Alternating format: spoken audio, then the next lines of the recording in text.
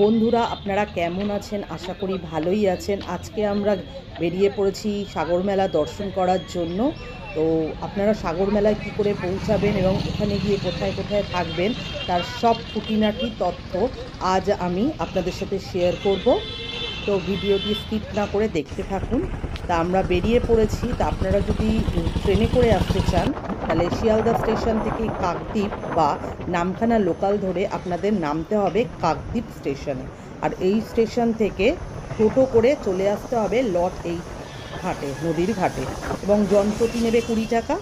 আর যদি আপনারা বাসে আসতে চান তাহলে ধর্মতলা থেকে কাকদ্বীপ বা নামখানা বা লট 8-এর বাসে করে এসে আপনাদের নামতে হবে নতুন রাস্তার মোড় স্টপেজে। তো সেখান থেকে আপনারা অটো বা টোটো করে লট 8-এর ঘাটে পৌঁছে যেতে পারবেন।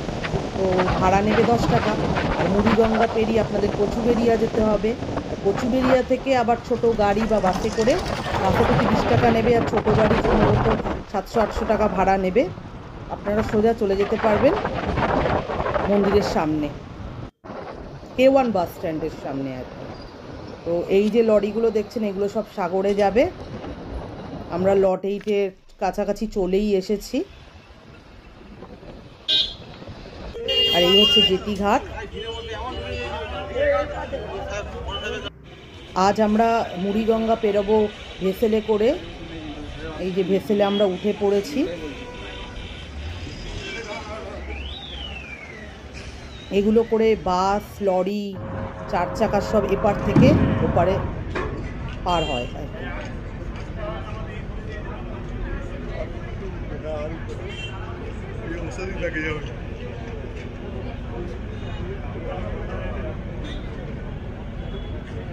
তো এই আমাদের ছেড়ে দিয়েছে ভেসেল।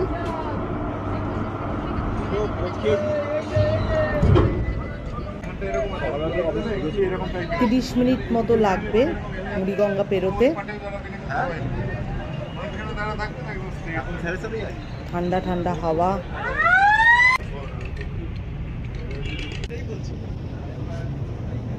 কি সুন্দর লাগছে দেখতে। এখনো সেই পাখিগুলোর আমরা দেখা পাইনি। এই পাখিগুলো আসে, এখনো আসেনি, চলে আসবে। এই ছোট নৌকাটার সাথে আমাদের ধাক্কা লেগে গেছিলো ভেসেলের।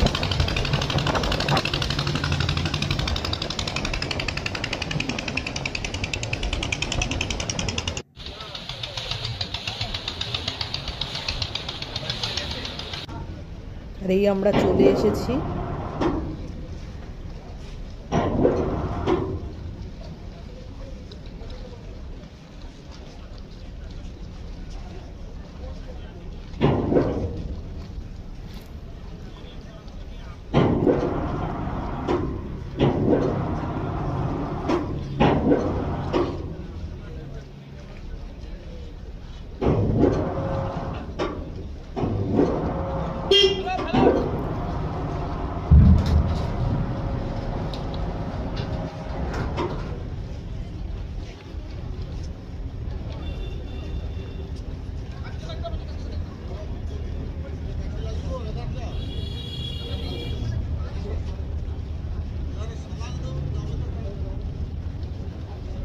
দেখুন এবার আমরা সবাই বেরিয়ে যাচ্ছি ভেসেল থেকে।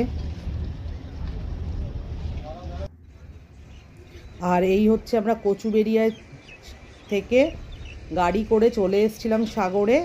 1-1.5 মাস আগে এখানে ভরা কোঠালে বান এসছিল। তা বানের সব বীজগুলো নষ্ট হয়ে গেছে, ধ্বংস হয়ে গেছে। তা এখন আবার কাজ শুরু হয়েছে। এখানে প্রচুর পুলিশের ছয়লাভ। এক পুলিশের থেকে জানতে পারলাম যে এখানে আমাদের রাজ্যের ডিএম কাজ দেখতে এসছে। দেখুন পুরো তছনছ করে দিয়ে গেছে একদম। অনেক সাংবাদিকরাও এসছে এখানে।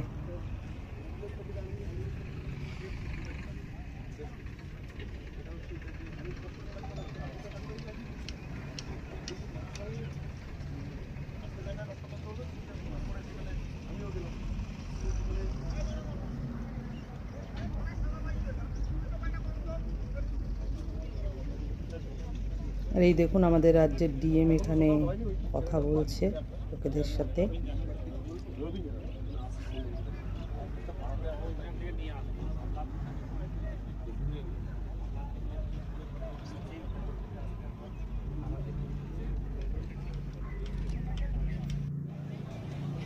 আবার এখানে কাজ শুরু হয়েছে, প্রচুর তীর্থযাত্রীরা এখন থেকেই চলে এসেছে।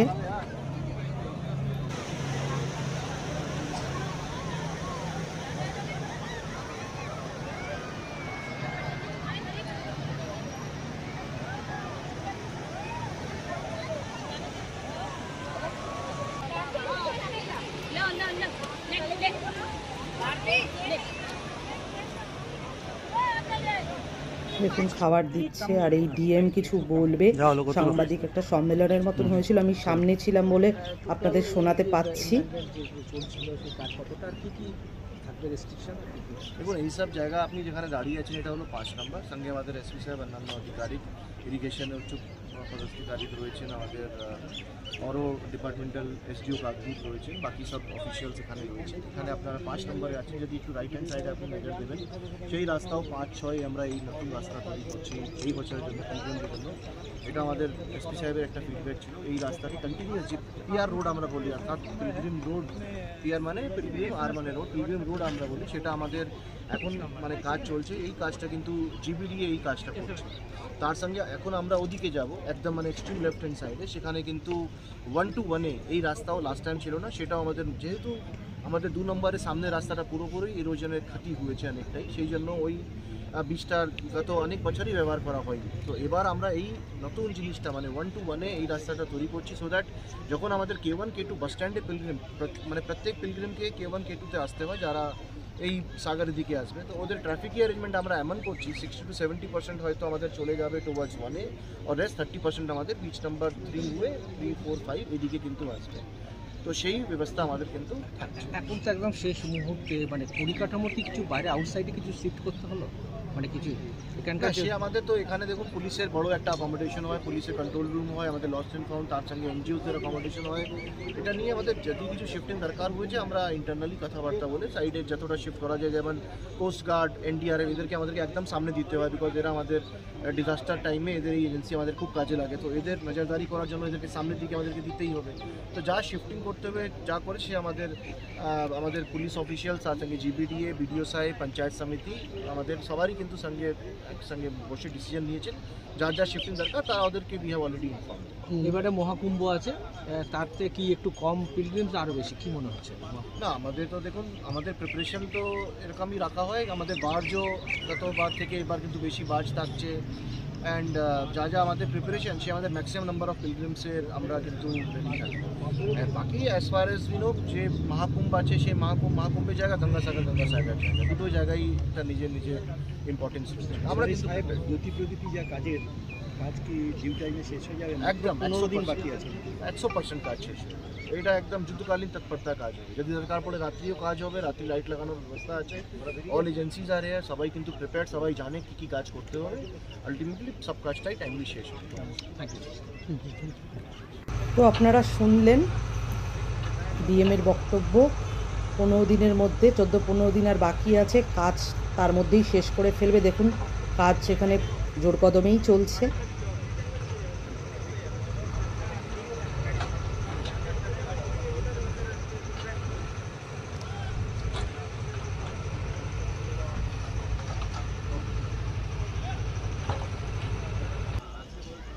আর এই আমরা চলে এসেছি ভারত সেবাশ্রমের সামনে। তা আপনারা এখানে এসেও থাকতে পারেন। 2 নম্বর গেট, 2 নম্বর রাস্তা দিয়ে গেলেই আপনারা ডান দিকেই পড়বে ভারত সেবাশ্রম। আর এখানে 200 টাকা থেকে শুরু, 1200 টাকা অবধি আপনারা পাবেন ঘর, কিন্তু এসে বুক করতে হয়।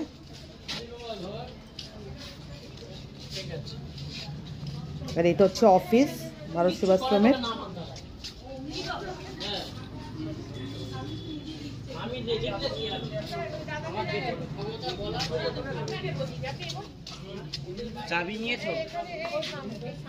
বেশ বড়, প্রচুর ঘর আছে এখানে। এই দেখুন এইদিকেও রয়েছে প্রচুর, সামনে বাঁশ বাঁধা হয়েছে, ওদের এখানে প্রোগ্রাম হয়। আর সামনে হচ্ছে মন্দিরও বিশাল।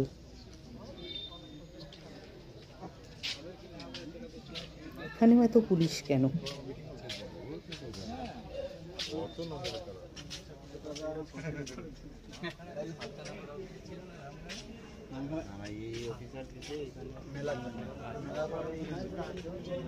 সামনের দিকে এগিয়ে যাব।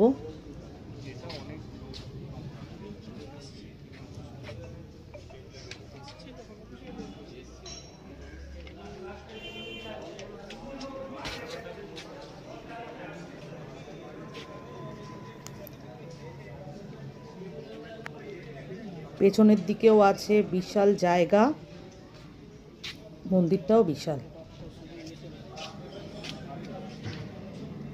ভেতরেও পুলিশ কেন? নিশ্চয়ই ডিএম এসছে এখানে কথা বলতে মহারাজের সাথে।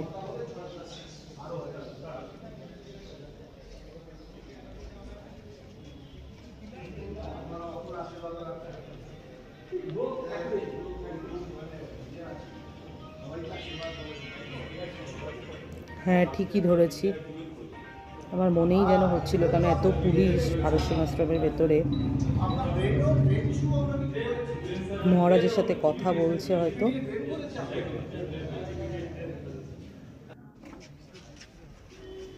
যাই হোক, এটা হচ্ছে মন্দির। আর এই হচ্ছে সাগর কটেজ। এটাও অনলাইনে বুক করা হয়। আপনারা সাগরের মন্দির যে রয়েছে, কপিল মুনির মন্দির থেকে সোজা সাগরের দিকে যেতে এই সাগর কটেজটা পড়বে বাঁ দিকে। আমি লিংক দিয়ে দেবো ডেসক্রিপশন বক্সে। আপনারা অনলাইনে বুকিং করে নিতে পারেন।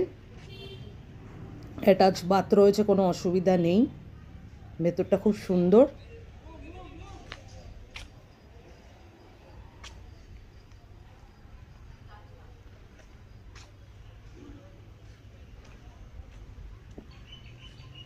সামনে বসার জায়গা রয়েছে।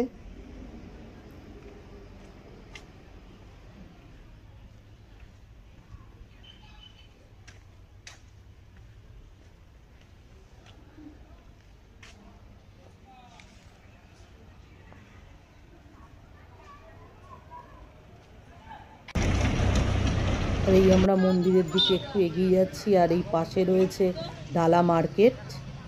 দেখুন, এই হচ্ছে ডালা মার্কেট, পেছনেই রয়েছে। সামনেটা কত সুন্দরভাবে সাজানো, আরও ভালোভাবে সাজাবে। যখন মেলা শুরু হবে তখন তো খুব সুন্দর হয়ে যাবে জায়গাগুলো। খুব সুন্দরভাবে লাইটিং দিয়ে সাজাবে, লেজার লাইট দিয়ে।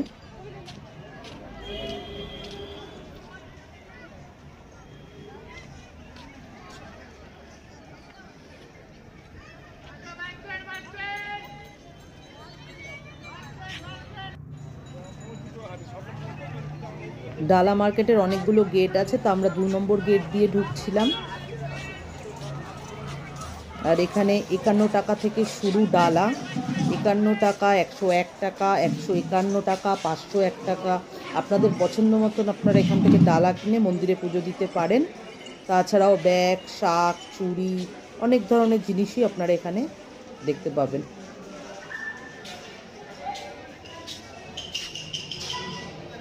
দেখুন ডালাগুলো সাজিয়ে রেখেছে সামনে, ভালো লাগছে। এই হচ্ছে আমরা মন্দির চত্বরের সামনেটা চলে এসেছি। এখন তো ফ্রিভাবে ঘুরতে পারা যাচ্ছে, কিন্তু আর কদিনের মধ্যে এখানে বাস বেঁধে দেওয়া হবে। মেলার টাইমে তো এই জায়গাটা বিভৎস ভিড় হয়। এত ফ্রিভাবে ঘোরা যাবে না তখন আর কি। এখনো তো বাস বাঁধা হয়নি।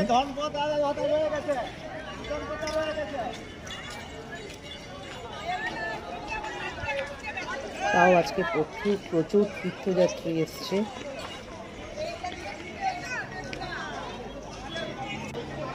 আর এই আমরা মন্দিরের ভেতরে ঢুকছি। হচ্ছে কপিল মুনি।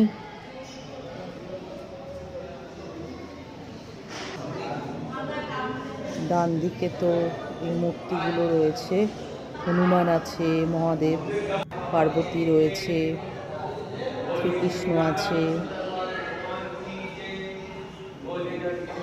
বাঁদিকেও রয়েছে কিছু মূর্তি।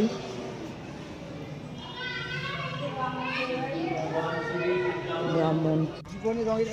আর এই হচ্ছে সাগরের পুকুর, সাগর মন্দিরের পুকুর। এটা দেখুন দূর থেকে ভাল লাগছে, রাত্রেবেলা আলো জ্বালালে আরও ভাল লাগবে।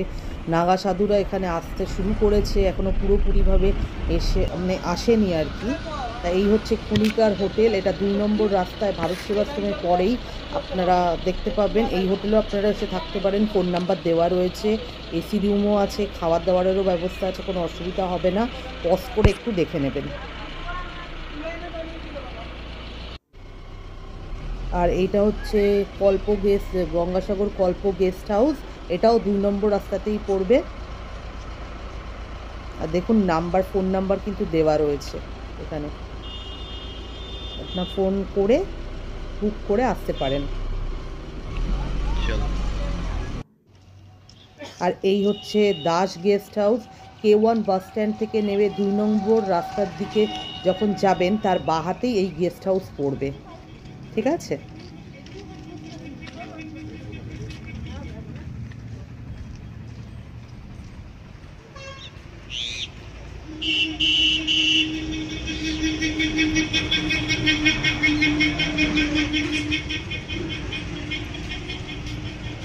ফোন নাম্বার তো দেওয়াই রয়েছে, আপনারা দেখে নেবেন, এখান থেকেই আপনারা ফোন করতে পারেন।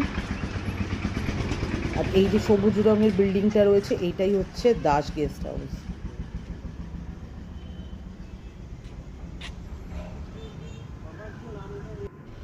আর এই হচ্ছে, দেখি এটা কোথায় এলাম আমরা, নিগমানন্দ সারস্বত সেবাশ্রম, এটা পড়বে 2 নম্বর রাস্তায়, এই যে দাস গেস্ট হাউসের ঠিক অপোজিটে, ঠিক আছে। আর এটা হচ্ছে 3 নম্বর রাস্তায় পড়বে গঙ্গাসাগর যুব আশ্রম, এটাও বিশাল বড়, প্রচুর ঘর রয়েছে। দেখুন সামনেটা কত সুন্দরভাবে সাজিয়েছে, আরও ভালো করে সাজাবে মেলার আগে, আরও সুন্দর, প্রচুর ফুল গাছ এখানে থাকে।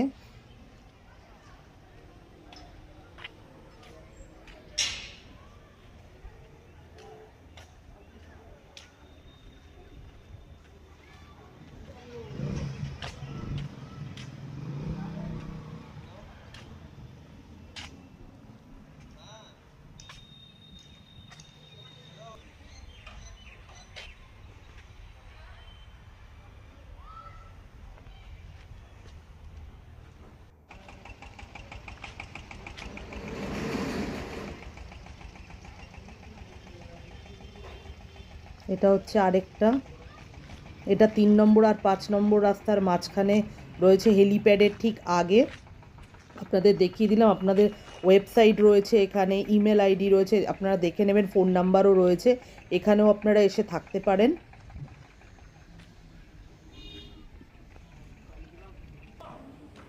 ভেতরটা একবার দেখিয়ে দিই, এখানে সব ছোট ছোট কটেজ করা রয়েছে, বেশ ভালো লাগবে।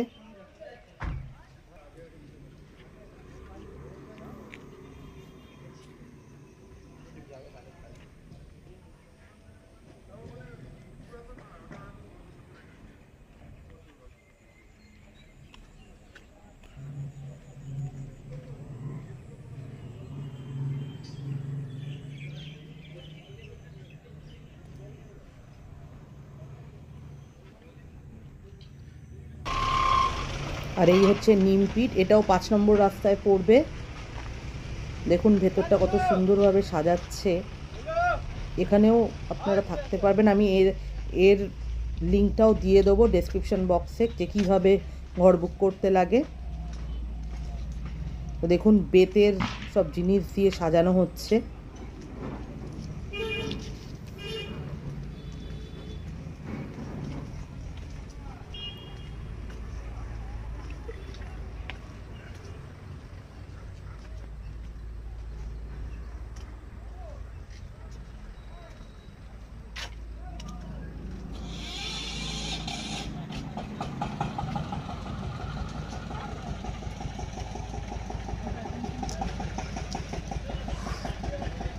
আমার সব থেকে ভালো লেগেছে এখানে দেখুন লেখা কিরম রয়েছে, গঙ্গাসাগর মেলা 2025, লেখাটা কত সুন্দরভাবে লেখা রয়েছে, পুরো এ প্রান্ত থেকে ও প্রান্ত অবধি। আর এখানেও কটেজ সিস্টেমই আছে, কিন্তু ভালো লাগছে দেখতে আর কি।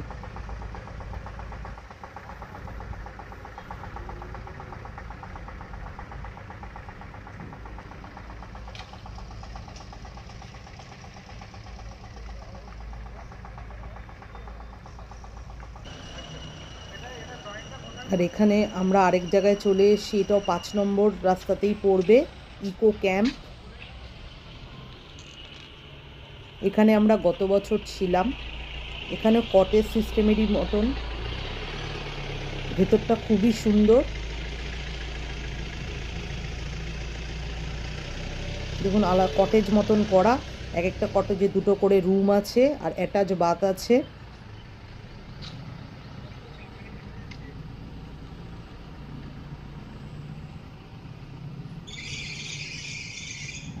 চারিদিকটা খুব সাজানো গোছানো, আপনাদের এলে খুবই ভালো লাগবে।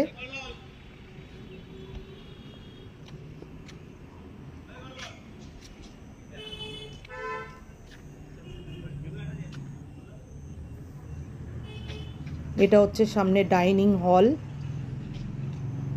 প্রচুর ঘর রয়েছে এখানেও, এদিক ওদিক মিলিয়ে।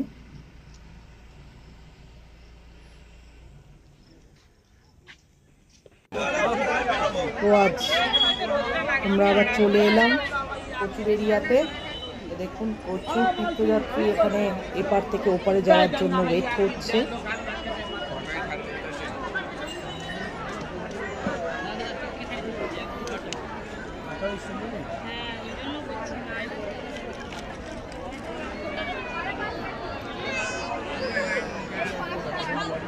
কচুবেড়িয়া যেটি,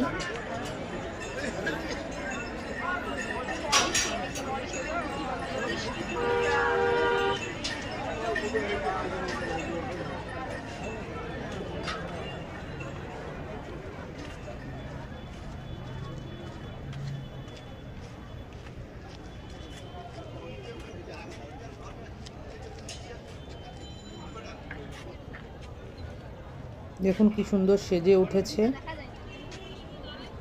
এখনো বাকি আছে কাজ। এই দেখুন মিলন তীর্থ গঙ্গাসাগর, এই আমরা লঞ্চে উঠে গেছি।